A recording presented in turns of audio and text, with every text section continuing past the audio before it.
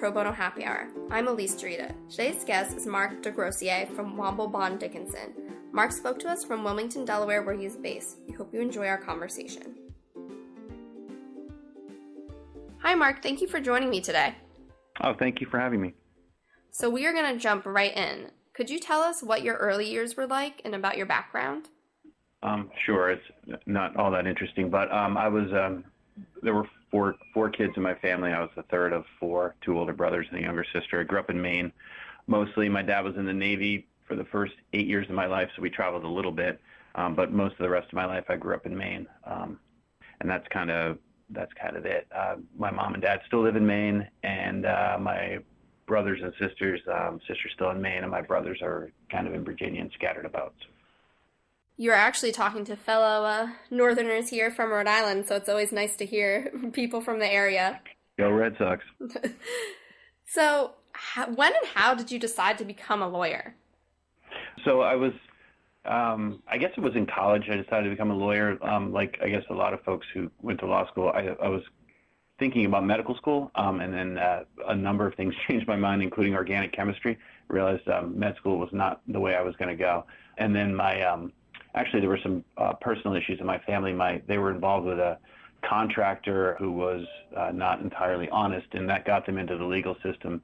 And that kind of got me interested in courts, and it all seemed very confusing, and I wanted to understand it. So the combination of no longer wanting to pursue a medical career and wanting to do something that I thought was useful and would be kind of meaningful, and also allow me to pay my student loans, that sort of drove me to go to law school. And so I took a couple of years off and worked for a few law firms as a paralegal in between college and law school in Baltimore, and that further sparked my interest in going to law school. So all those things sort of combined to make me want to become a lawyer. So then what in your background / personality sparked a passion for the pro bono and access to justice part of your career? I think part of it was sort of how I grew up, I guess. And I mentioned earlier that my parents had some issues with a contractor who filed for bankruptcy of all things, and I wound up being a bankruptcy lawyer, and that was sort of more happenstance. But I think a lot of those things sort of made me realize that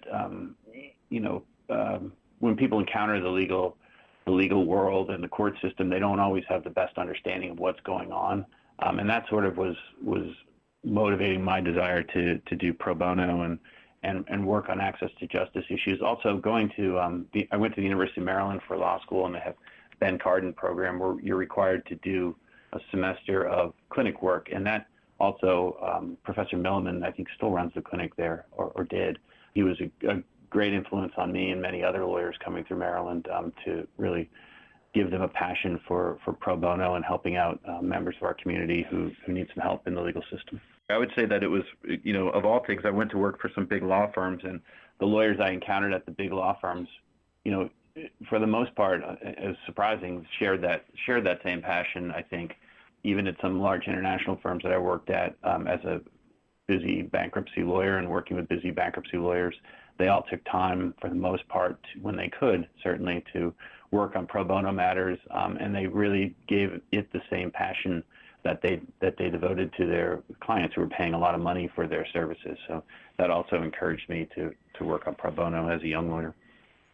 That's great. When the kind of higher ups show that pro bono is important to them, I think it really rubs off on everyone else in the firm. So that's great. Yeah, I think it's true for my current firm, and I run the pro bono practice here. I'm chair of the pro bono committee, but also at some of my prior firms. I worked at Skadden, and I know that the lawyers there in the Wilmington office, there were a number of lawyers there who had a great passion for pro bono work, and they were also, very, very inspirational, I guess, for me to do pro bono work. So speaking of your current firm, how'd you get to Womble Bond Dickinson? Could you tell us a little bit about the firm and its recent international merger? Sure, I can do that. I came to Womble about 10 years ago. I was working for another kind of regional firm, and I liked what they were doing in the bankruptcy space. There were a number of partners here who had just started maybe a year or so before I joined. A former colleague of mine came over from Skadden, and he had said great things about the firm. So I came over and talked to people and really liked the people in the Wilmington office and the and the bankruptcy practice in particular. So I was excited about that. So that's how I came to Womble, now Womble Bond Dickinson, then Womble Carlisle, Sandridge and Rice. And as you noted, we had wasn't a merger, it was a combination technically with a British firm. So now we are known as Womble Bond Dickinson. And so now we have offices on both sides of the ocean with our colleagues over in the UK. I didn't know if you had more questions about the combination. No, I think that's great. So you mentioned that you're chair of the firm's pro bono committee. Could you talk about how you spend your time and what your role and function is? Sure. We currently have the pro bono committee and the pro bono chair run, at least on the U.S. side, run the pro bono practice with some assistance from our professionalism committee. And the pro bono committee consists of generally two, although if there's a larger office, a few more attorneys from each office, and myself as chair, along with some assistance from some support within the firm. And we kind of run it on an office-by-office basis. And so as chair of the pro bono practice, I try to consult as often as I can with the members in each office, make sure they're aware of opportunities for pro bono in their respective areas, try to reach out and encourage people in those offices to do pro bono and to see what each office needs and what the attorneys in those offices need to allow them to do pro bono.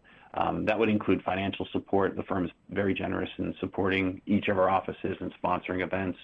Obviously, remember the Pro Bono Institute and other organizations, local and otherwise, supporting pro bono. So my role as chair is to facilitate that, to approve new matters, to kind of interface with our general counsel, because there are, as with any client, ethical issues that come up and client issues that come up that we have to address. So on a daily basis, I'm doing that. Also trying to deal with budget issues for the pro bono committee. And as it's structured now, the chair of the pro bono committee, and as it has been in the past, also has an active paying client practice. So I'm trying to maintain my paying client practice as well in the bankruptcy here in Wilmington. So is there anything you wish you could be doing more of or less of in your role? I'm fortunate in that I can actually do legal work in court, which I enjoy doing, and so there is an administrative burden, I think, in running a pro bono practice, especially when you're trying to do the pro bono work at the same time. Probably less of that would be appreciated, but I understand that that's part of the deal. We have a budget, we have other things, we have goals for attorney hours, and want to make sure that we recognize attorneys for the great work that they've done, and so that all requires some administrative burden. So I would say probably less of that would be appreciated, but I have been fortunate in that I've been able to devote a considerable amount of my time to actual pro bono clients, which I find very rewarding. So how do you balance kind of the pro bono work and the chair of the pro bono committee with your role as a bankruptcy lawyer?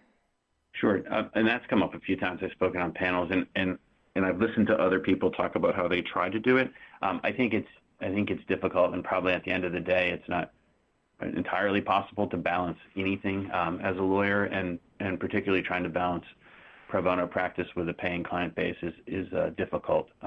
You just sort of do it, I guess. And if that means that you have fewer hours to go and solicit new clients, that just may be a cost that you take on as part of the drive to do pro bono.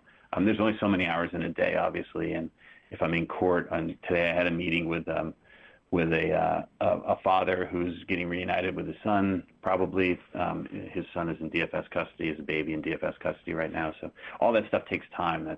And so I think it's difficult to balance all that. And I try to do that, but I think ultimately, if I have to meet with a pro bono client and that means I can't go to a business development event, well, that's just sort of the choice that I make. In addition, I would say the other challenge that I have is running the office here as well. I'm the managing partner of the Wilmington office, and so that is probably actually more of an administrative burden, frankly, than the pro bono committee work. Well, you wear many hats at the firm. Yeah, and look, I think a lot of our lawyers generally, and in this firm in particular, wear a lot of hats. People are very dedicated to the firm, and we really enjoy each other and want to see everyone succeed. So I think a lot of people here wear a lot of hats, and so I'm not the only one by any means. So I want to pivot to more of how you run a pro bono committee. It's a hot topic that we have every year when people ask us questions or at the conference. So as chair, do you have any advice on how to run a committee and what makes for an effective pro bono committee and a committee leader? I've only been doing it for a couple of years, running the as chair of the pro bono committee, and before that I was a member of the pro bono committee for several years. Look, I think everyone has a different way of doing it. The way that our firm is currently, we are expanding like a lot of firms are fairly rapidly, and so I've tended to make sure I had representatives from each of the offices on. I think lawyers in the offices and in the regions have a better sense of what's going on in their particular communities and have certainly more of an opportunity to interact with the pro bono leaders in their respective communities, and I don't pretend to be able to do that, nor I don't have the time, and I don't think it's a successful way to do it. So I've kind of given more autonomy to the office leaders and just sort of stepped in to help when I can and to help them with sort of sponsorships, like I said, and to encourage attorneys in their offices to do pro bono and to make sure that those who are doing pro bono and doing good work are getting recognized for it. So I think mine has been more of a trying to let the offices work with their attorneys in their offices to see what is most interesting for them to work on, and then to facilitate sort of kind of big picture stuff, again, budgeting, helping them with that, helping them if there are particular clients, and that's really a kind of a desirable thing to do if you're working with clients on pro bono matters. That's a really great thing. It just takes a lot of organization to make those things happen. So I think the long and short of it is that I've let the offices kind of do their thing and just kind of given them oversight and help when I can. Great. So you just touched on this a tiny bit. What have you found works best to incentivize and engage your lawyers to do pro bono work? Look, I think most people, notwithstanding the general view of lawyers in our world, most people go to law school with noble intentions. People want to pay their bills and things, but also they want to help others. And I think our lawyers are no different. They all want to help others. And the issue that they have and that I have and that everyone has is trying to find the time to do everything between family and community service and your actual client work and then pro bono. And so the biggest challenge I've had is trying to get folks to focus on pro bono, but understanding that they have all these other pressures and things going on in their lives. And so I have tried to, encourage people to do it. It can be very discouraging sometimes when you have these goals for yourself, and most lawyers are goal oriented, and you're not meeting them, whether that's your billable hours, whether that's, whatever you think you should be doing in your community or your pro bono hours. And so I think as far as incenting, we have tried, like I said before, to recognize those in our offices who are doing great things in pro bono, and to really find what sparks a passion in the lawyers themselves. And again, I think it's an individual thing and an office thing. So we've tried to figure out what really motivates people in their lives, and then to try to find a pro bono piece that they can incorporate into that. I think that works best. But also the firm has taken some steps to encourage them, especially among our associates, working on pro bono by giving them credit for up to 50 hours towards their bonus pool as billable credit. I think that has been a help for some of the attorneys. But again, it is a struggle sometimes to get people incented to do pro bono work. Again, their inclinations are good, but I think time just runs out on people. Those are great tips and insights. So you are our very first guest from Delaware. Could you tell us what the pro bono and access to justice culture like is in the Delaware area where you're based? I sure can. We have a very relatively small bar here in Delaware, and I know everyone says their bar is collegial, but ours truly is. Everyone knows each other. There's basically one street where everyone goes to the restaurants, and so you see each other every day, and that tends to get people familiar with each other. And so you're definitely not strangers with the people that you see in court. And I think that collegiality and sense of responsibility for the community carries over into the pro bono part of our culture here in Delaware. Our judiciary has strongly encouraged the lawyers to do pro bono.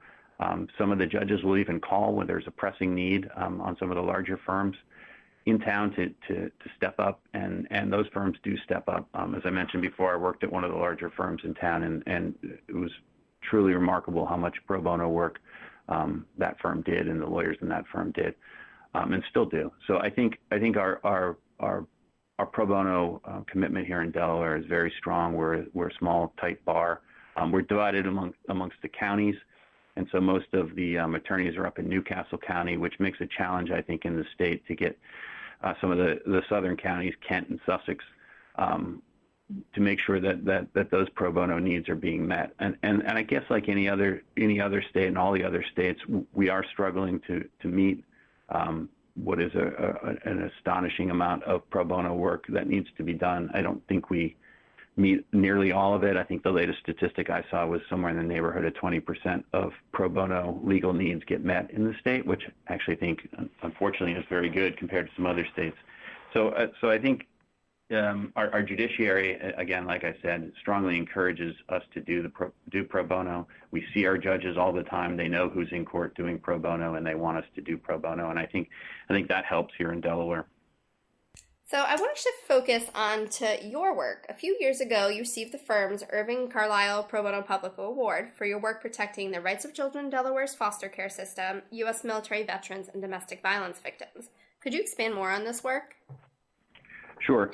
There are a number of programs here in Delaware that have been implemented by the courts and or by the state government to make sure that certain things that happened in the past don't happen again. And one of those areas was in foster care. And one of the changes that was made, I think, a few decades ago, was to implement a process where lawyers come in and represent children who are in foster care. And they also have non-lawyers who come in, and they're court-appointed special advocates who will come in and represent those children as well. And the idea is that the lawyers can argue on behalf of the best interests of those children in court. They can put on evidence, put on witnesses, meet with parents, relatives, potential adoptee, couples who or individuals who may want to adopt children in foster care, and kind of present evidence to the court and protect the best interests of the children that way. So that's one of the things that I do. And again, I mentioned I just come from a meeting with someone in connection with that this morning, and that's can be a very rewarding experience and a challenging experience because you're dealing with children, some of whom have had a lot of trauma in their lives, and so it's a difficult thing to do sometimes, but it's also immensely rewarding. The other things that I've done is helped out some domestic violence victims, and I say I've done it. People in this office, in this community, do this every day. There's a program once a week where lawyers show up and volunteer to represent victims who come into family court primarily to get protection from abuse that they may be suffering from at the hands of their partners, spouses, relatives. And so I've been doing that since I've been in Delaware, basically for the last 19 or so years now. And that's also very rewarding. Most of the time you're meeting with folks who are very scared, obviously, and facing a court system that they don't understand. And it's nice to be able to help guide them through the process, represent them in the court proceeding if they go forward. A lot of these things get dealt with through mediation, particularly if the alleged abuser has retained counsel. And you can usually resolve a lot of the issues through that mediation and get a consensual protection from abuse order. I think those can be very helpful, particularly when children are involved. A lot of the times it springs from a lot of the issues spring from issues with visitation and support, and that can be addressed at least temporarily through the abuse order. So it's helpful in that sense. It also obviously protects people who are suffering from abuse as much as an order can, and gives them some comfort that they can at least call the police if the abuser is nearby, and they can take steps to protect themselves and their children. So that's another thing that I did. I've done a little bit with military veterans and their benefits as well. That's a tricky system that we have, and there's also an really overwhelming need for attorneys to help out with veterans, particularly with the ongoing, or the recently concluded, I guess, one war and the ongoing second war that we have, there are a large number of veterans who are coming back with wounds, and some that you see and some that you don't, and they need to be able to get treated and be able to get the benefits that we've promised them. So that's rewarding as well. And again, that's something I've done a little bit of. And the other thing that we have in Delaware, and I think in a lot of agricultural states, we have immigration issues. And there are programs here in Delaware that have been set up to help children who are here, or may have crossed the border illegally and are now here in Delaware, generally living with relatives, and to try to help them get status and stay in the United States with their relatives. That is such a large spectrum of work, and I'm glad that you're doing all of this.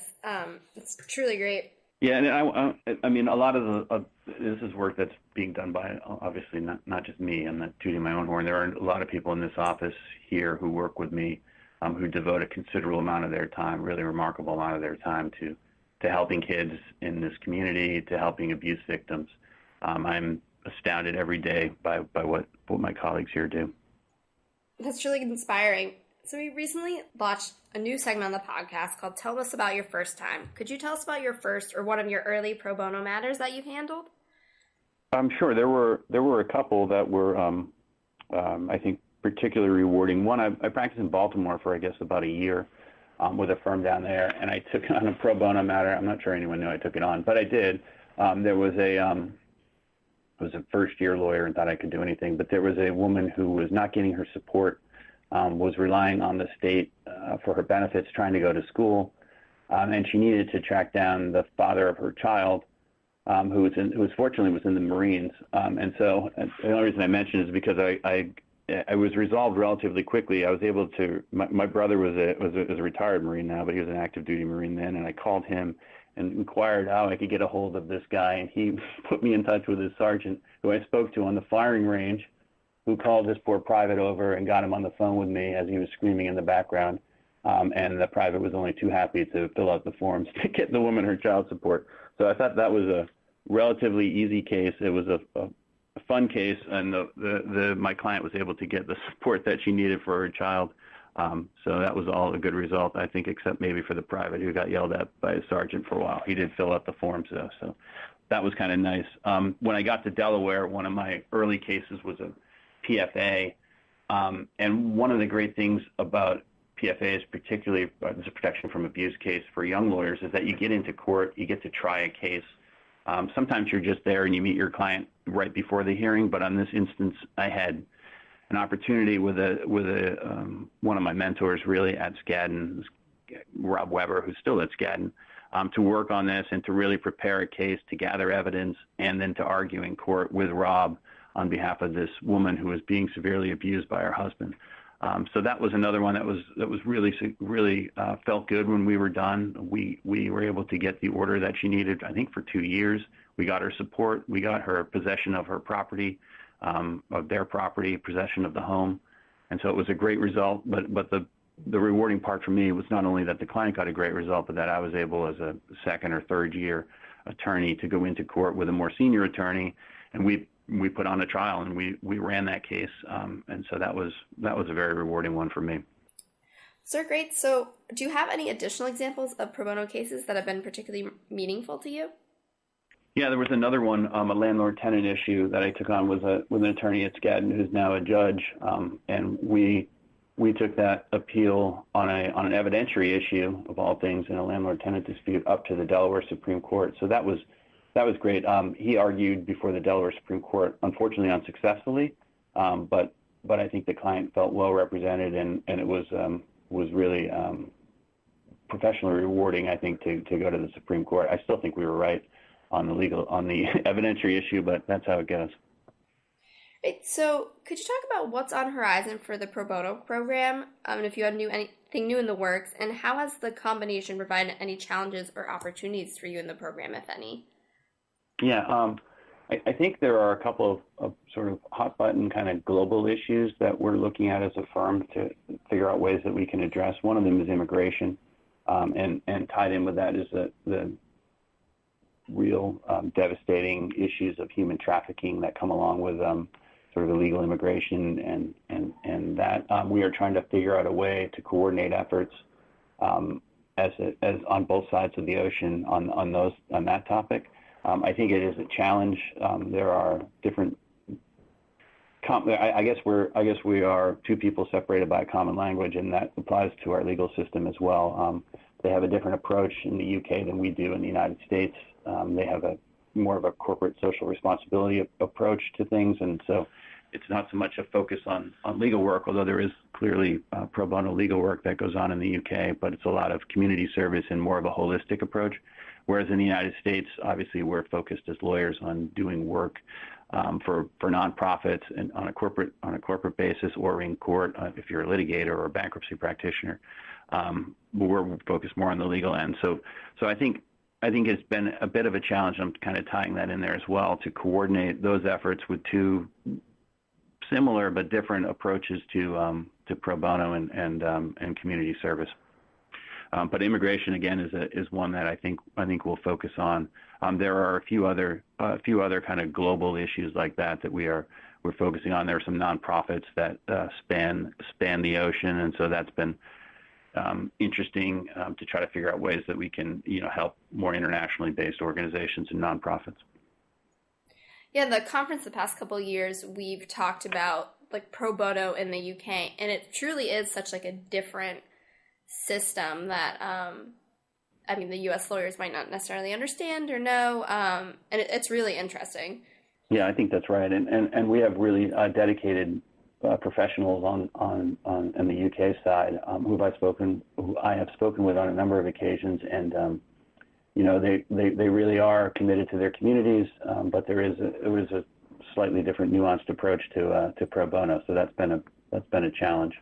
So if you had a magic wand, what one thing would you change about law firm pro bono or access to justice? If I had a magic wand, our courts already mandate that we have to take a certain number of CLE hours every year. I have that requirement in Virginia. I have that requirement here in Delaware. And I dutifully go and do my continuing legal education, and I find it very helpful, actually. I learn new things and get interesting developments in the law. To me, it seems that the courts, if they can mandate that I go to CLE as part of my professional responsibility, they can certainly mandate that I, as a lawyer, in exchange for having a license to practice law and to regulate, we regulate ourselves, we commit whatever percentage it is, whether it's 1% or 3% of our billable hours, and they can make it 50 hours a year or whatever the number is. It seems to me that if I had a magic wand and I could control that, it would be to make the court say every lawyer is required to do 50 hours of pro bono. That's the deal, and if you don't like it, you don't get to be a lawyer.